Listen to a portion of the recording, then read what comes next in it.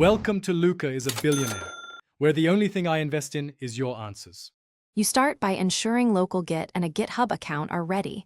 Make an SSH key or personal access token for secure pushes.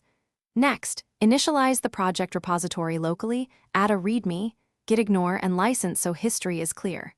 Then stage and commit your baseline, git add, and git commit m init. Once done, create the remote on GitHub, add it as origin, and push main. This puts your code on the remote, so releases can reference tags and assets. You now follow a disciplined flow. Create a feature branch, push it, and open a pull request for review. This isolates change and documents intent.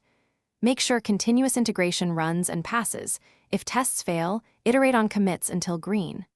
After merging to main, create an annotated tag for the release so GitHub can link artifacts to a version.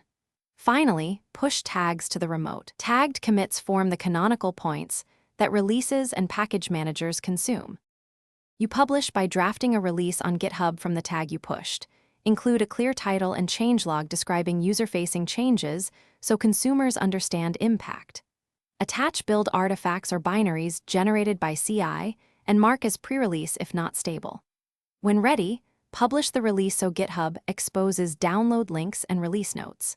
If problems arise, key troubleshooting tip: revert the tag or draft a patch release. Communicate in the changelog and use CI to validate fixes before republishing. Thanks for watching and please subscribe. It's the best investment you'll ever make.